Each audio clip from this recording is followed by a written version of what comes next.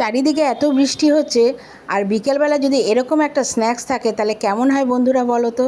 তাহলে চলো আসো দেখে নাও আমি এই রেসিপিটা কিভাবে বানালাম। এটা হচ্ছে সয়াবিনের একটা চপ।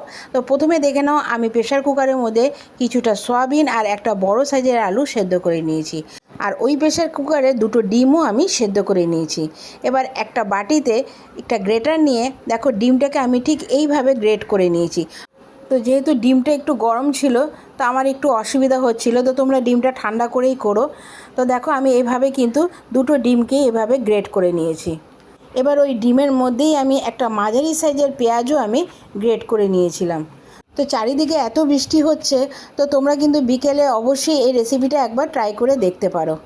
এরপরে যে আমি সয়াবিন আর আলুটা সেদ্ধ করেছিলাম, শুধুমাত্র সয়াবিনটা আমি একটা মিক্সিং বোলে দিয়ে ভালো মতন পেস্ট করে নেব। আলুটা কিন্তু এর মধ্যে দিইনি।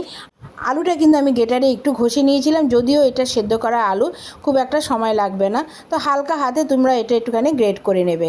এবারে সমস্ত জিনিস কিন্তু একটা বোলের মধ্যেই আমি করে নেব। তো এরপরে আমি দিয়ে দেবো আন্দাজ মতো নুন। এরপরে দিয়ে দিয়েছিলাম কিছুটা চাট মশলা, আর দিয়ে দিয়েছিলাম গোলমরিচের গুঁড়ো আর সামান্য চিলি ফ্লেক্স। তো রেসিপিটা কিন্তু ঠিক এইভাবেই করো, আর চায়ের সাথে খেতে কিন্তু এটা দারুণ লাগে। এরপরে দিয়ে দিয়েছিলাম এর মধ্যে প্রায় 2-3 চামচের মতন চালের গুঁড়ো। চালের গুঁড়োটা দিলে এটার বাইন্ডিংটা বেশ সুন্দরভাবে হয়। আর এর মধ্যে দিয়ে দিয়েছিলাম টেস্ট বাড়ানোর জন্য চিজটা কিন্তু বেশ খানিকটা আমি গ্রেট করে এর মধ্যে দিয়ে দিয়েছিলাম। এরপরে কিন্তু আমি সমস্ত জিনিসে খুব হালকা হাতে একটু মেখে নেব। এর মধ্যে কিন্তু তোমরা কোনো রকম জল অ্যাড করো না, কারণ যেহেতু আলু আর সয়াবিনটা একটু ভেজাই রয়েছে, তো এটা খুব একটা অসুবিধা হবে না। এরকম হাতের মধ্যে মুঠো করে চপের আকারে তৈরি করে নেবে। দেখো আমি এখানে প্রত্যেকটাই কিন্তু এভাবে চপের আকারে তৈরি করে নিয়েছি। এরপরে একটা বাটিতে একটা ডিম ফাটিয়ে তার মধ্যে 2 চামচের মতন কর্নফ্লাওয়ার দিয়ে দেবো, আর সামান্য একটু নুন।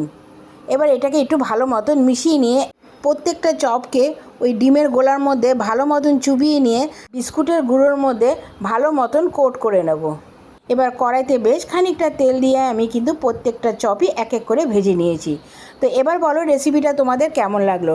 রেসিপিটা যদি তোমাদের ভালো লেগে থাকে তাহলে অবশ্যই একটা লাইক, কমেন্টস আর এটা বন্ধুদের সাথে শেয়ার করে দিও, যাতে সবাই একবার করে এটা ট্রাই করতে পারে।